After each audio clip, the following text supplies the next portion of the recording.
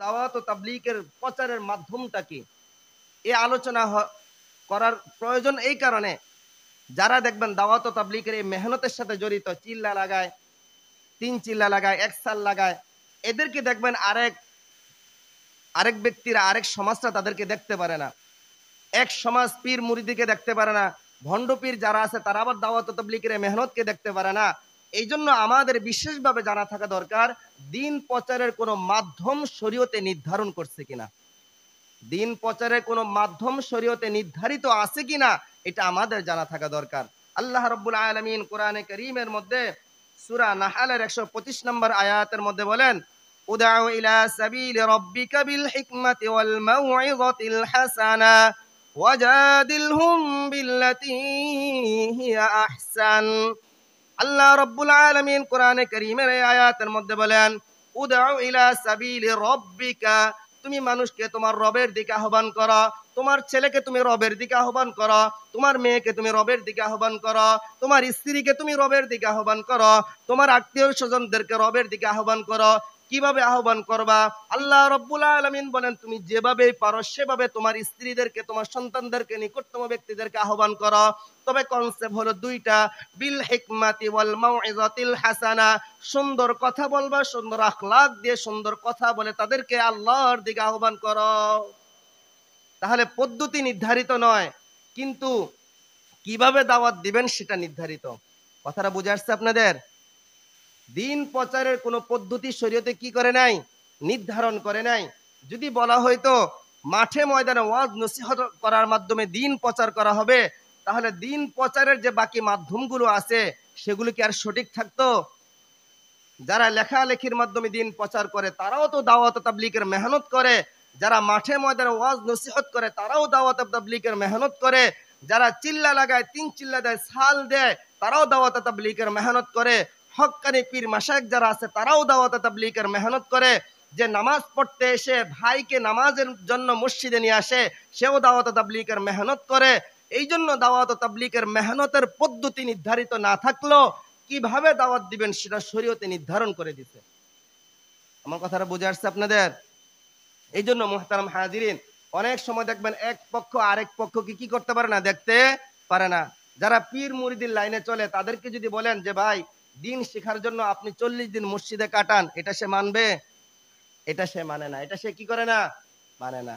এই জন্য আমাদের কাছে পূর্ণাঙ্গ দিন নাই। এই জন্য আমাদের কাছে পূর্ণাঙ্গ দিন নাই। আমি যদি সাল লাগায়, ৩ চিল্লা লাগায়া মাসে ২-৩ মাস পর পরে ৪০ দিনের জন্য বের হয়ে যদি আমি হক্কানি পীর মুরিদের পদ্ধতিকে অস্বীকার করি, মাঠে ময়দানে ওয়াজ নসিহতের পদ্ধতিকে অস্বীকার করি, অথবা বর্তমান সময়ে যেটা মোবাইলের মাধ্যমে বয়ান রেকর্ড করে এবং ইউটিউবে ছাড়ে, অনেকে এটার মাধ্যমে হেদায়েত হইতেছে, সেটাকেও যদি অস্বীকার করি, তাহলে পরিপূর্ণ দিন কোনদিন আমার ভিতরে আসবে না। দিন প্রচারের যত মাধ্যম আছে প্রত্যেকটা মাধ্যমকে সঠিক জায়গায় ব্যবহার করা, সেটাকে সমর্থন করা, মহাব্বত করা, তাহলে পরিপূর্ণ দিন আল্লাহ তাআলা আমার ভিতরে দান করবেন। এই জন্য মুহতারাম হাজিরিন, যারা দাওয়াত ও তাবলীগের মেহনতের এই সিলসিলার সাথে জড়িত, মানে সাল লাগানো, ৩ চিল্লা দেওয়া, ১ চিল্লা দেওয়া, মসজিদে মসজিদে থাকা, এই চিল্লার সাথে, এই নিয়মের সাথে যারা জড়িত, বলেন তো তারা কি কোনো হক্কানি পীরের কাছে যাইতে পারে না? পারে কিনা? যারা পীর মুরিদির লাইনে চলে তারাও মাঝে মাঝে তাবলীগে যাইতে পারে কিনা? যাইতে পারে। যারা ওয়াজ নসিহত করে তাদেরও তাবলীগে যাওয়ার প্রয়োজন আছে কিনা? যদি কেউ কোনোটাকে অস্বীকার করে, আমি এক রাস্তায় চলতেছি আরেকটাকে যদি অস্বীকার করি, পরিপূর্ণ দিন কোনোদিন আমার ভিতরে আসবে না। এই জন্য আল্লাহ রাব্বুল আলামিন কোনো পদ্ধতিকে নির্ধারণ করে দেন নাই। যদি পদ্ধতিকে নির্ধারণ করে দিতেন, বাকি পদ্ধতির সাথে মারামারি হয়ে যেত, বিবাদ হয়ে যেত, রক্তপাত হয়ে যেত। এই জন্য যেই যে পদ্ধতিতে আহ্বান করুক, শুধুমাত্র কথাটা যেন সত্য হয়, শুধুমাত্র আহ্বানটা যেন আল্লাহর প্রতি হয়, শুধুমাত্র যেটা যারা পৌঁছায় দিবে, যে কথাগুলো বলবে, এই কথাগুলো যেন সঠিক হয়, এটাই শুধু আল্লাহ তাআলা দাওয়াত ও তাবলীগের এই শিরোনামের মধ্যে চান। আমি যদি আপনাদেরকে একটা মিসাল দেই, বলেন তো একটা দোকানে লেখা আছে এখানে সুস্বাদু খাবার পাওয়া যায়, বলেন তো এই লেখাটা যেখানে আছে ওই দোকানের মধ্যে কি এক আইটেম খাবার পাওয়া যায় না অনেক আইটেম খাবার পাওয়া যায়? স্বপ্ন বলতে একটা ইয়ে আছে না, এক ছাদের নিচে সবকিছু পাওয়া যায়। স্বপ্নের ভিতরে ঢুকলে কি আপনি একটা আইটেম পাইবেন না অনেক আইটেম পাইবেন? এরকম অনেক কোম্পানি আছে না এক ছাদের নিচে সবকিছু পাওয়া যায়?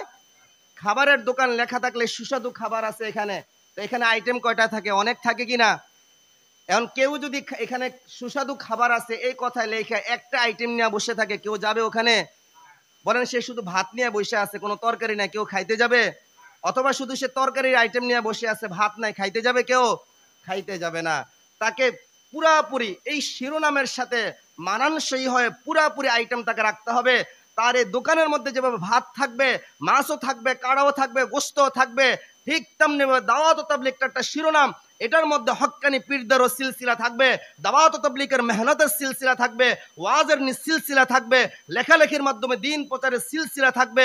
সমস্ত সিলসিলাগুলোকে মহাব্বত করা, সময় দেওয়া, এগুলা যদি আমার ভিতরে চলে আসে, মনে রাখবেন পরিপূর্ণ দিন আল্লাহ তাআলা আপনার ভিতরে দান করছেন। আমার কথাটা বুঝে আসছে আপনাদের?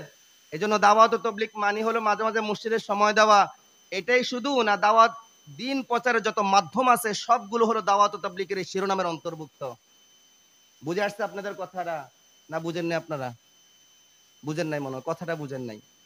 দাওয়াত ও তাবলীগের যে পরিচয়টা আমাদের মেধায় ঘুরে, আমি যদি পিছন দিক থেকে একজনকে জিজ্ঞাসা করি দাওয়াত ও তাবলীগের মানে কি, হয়তো উনি আমাকে বলবো, হুজুর আমার বাবারে দেখছি মাঝে মাঝে 3 সিলের লাগা বের হইছে, তো ওটাই দাওয়াত ও তাবলীগ। বলবে কিনা এই কথাটা? কিন্তু শরীয়ত কি এই পরিচয়কে সমর্থন করে? শরীয়ত এই পরিচয়কে সমর্থন করে না।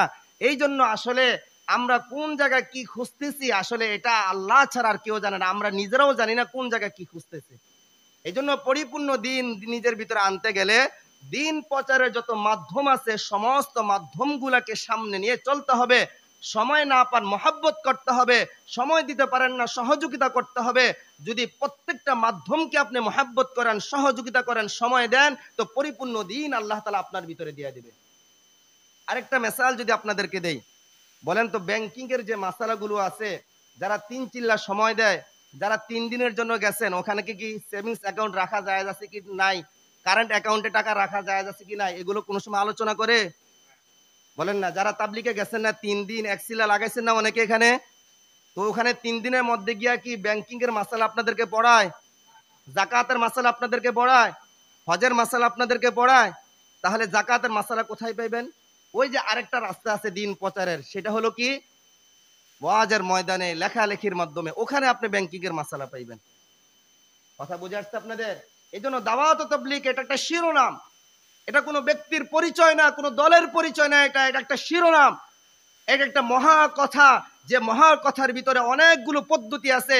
এই জন্য প্রত্যেকটা পদ্ধতিকে আপনি সমর্থন করবেন, পরিপূর্ণ দ্বীনের অন্তর্ভুক্ত হয়ে যাবেন। একটাকে সমর্থন করবেন, আরেকটাকে বাতিল বলে ঘোষণা করবেন, আরেকটাকে সহযোগিতা করবেন না, মহাব্বত করবেন না, পরিপূর্ণ দ্বীন কখনো আল্লাহ তাআলা আপনার ভিতরে দান করবে না।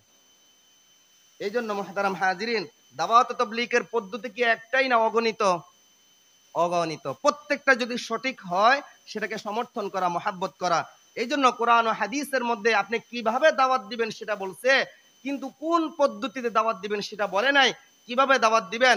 সুন্দর কথার মাধ্যমে দাওয়াত দিবেন, সুন্দর আখলাকের মাধ্যমে দাওয়াত দিবেন। যদি সুন্দর কথা বাদ দিয়ে, সুন্দর আখলাক বাদ দিয়ে যদি আপনি দাওয়াত দেন, ওই দাওয়াত আল্লাহ তাআলা আপনার জন্য কবুল করবে না। আপনি যদি এক ব্যক্তিকে নামাজের আহ্বান করতে গিয়ে যদি বলেন, এই বেটা নামাজ পড়তে যদি না আস তাহলে তোর দোকানের ভিতরে আগুন লাগাই দিব, এভাবে যদি দাওয়াত দেন সে মানবে? এখানে যারা মুদি দোকান দেয়, চা দোকান দেয়, এদেরকে দিয়ে যদি আপনি বলেন গ্যাস লাইট আর যদি মেজবাতি নিয়ে বলেন তাড়াতাড়ি মসজিদে আয় নাহলে তোর দোকানে আগুন লাগাই দিব, সে নামাজ পড়তে আসবে? ভালো কথা দিয়ে দাওয়াত দিতে হবে, সুন্দর আখলাক দিয়ে দাওয়াত দিতে হবে। ভালো কথা দিয়ে দাওয়াত দিলে পুরস্কার কি, সুন্দর কথা দিয়ে দাওয়াত দিলে পুরস্কার কি? আল্লাহ তাআলা সূরা আহজাবের 33 নম্বর আয়াতের মধ্যে বলেন, ইয়া আইয়ুহাল্লাযীনা আমানুত্তাকুল্লাহ, তুমি দাওয়াত দেওয়ার ক্ষেত্রে আল্লাহকে ভয় করো, কাউকে কষ্ট দিয়া তুমি দাওয়াত দিবা না, সুন্দর কথা দিয়া দাওয়াত দাও। আল্লাহকে ভয় করে তোমার ভাইকে দাওয়াত দাও, আল্লাহকে ভয় করে তোমার মুরব্বীদেরকে দাওয়াত দাও, আল্লাহকে ভয় করে তোমার প্রতিবেশীকে দাওয়াত দাও। দাওয়াত দেওয়ার ক্ষেত্রে কিভাবে কথা বলবা? ওয়াকুলু কাওলান সাদীদা, নরম কথা বলবা, ভালো কথা বলবা, তার প্রশংসা করবা, তার সাথে সুন্দর আচরণ করবা। যদি করো তোমাকে আমি পুরস্কার কি দিব? আল্লাহ তাআলা বলেন, ইউসলিহ লাকুম আমালাকুম, আমি তোমার আমলকে পরিশুদ্ধ করে দিব, এবং ওয়াগফির লাকুম যুনুবাকুম, এবং তোমার গুনাহগুলোকে আমি আল্লাহ তাআলা মাফ করে দিব। এজন্য দাওয়াত দিতে হবে হিকমতের মাধ্যমে, সুন্দর আখলাকের মাধ্যমে, মারামারি করে নয়, কাটাকাটি করে নয়, এবং কাউকে কষ্ট দিয়ে নয়। যদি আপনি সুন্দর আখলাকের মাধ্যমে আপনি দাওয়াত দেন, আপনার সংখ্যা একজন না থাকলেও আল্লাহ তাআলার কাছে আপনি শ্রেষ্ঠ। আর যদি আপনি জোর জবস্তি করে দাওয়াত দেন, জোর জবস্তি করে মানুষকে আল্লাহর প্রতি আহ্বান করেন, আপনার সংখ্যা লক্ষাধিক হলেও আল্লাহ তাআলার কাছে আপনি কোনোদিন শ্রেষ্ঠ হতে পারবেন না। আমার কথাটা বুঝে আসছে? এই জন্য দাওয়াত ও তাবলীগের মেহনতের মধ্যে কোনো হিংসা আছে, বিদ্বেষ আছে? কোনো হিংসা নাই, বিদ্বেষ নাই, মারামারি নাই, হানাহানি নাই, কোনো কিছু নাই। আপনি দাওয়াত দিবেন সুন্দর আখলাক দিয়ে, সুন্দর ব্যবহার দিয়ে। আপনার সমর্থনে যদি কেউ না আসে, আল্লাহ কে আপনাকে সহযোগিতা করবে? আল্লাহ আপনাকে সহযোগিতা করবে। জোরাজুরি করবেন, কাউকে কষ্ট দিয়ে দাওয়াত দিবেন, আপনার লক্ষাধিক সমর্থন থাকলেও আল্লাহ তাআলার কাছে আপনি সমর্থন পাবেন না, ঘৃণিত হয়ে যাবেন, ঘৃণিত হয়ে যাবেন।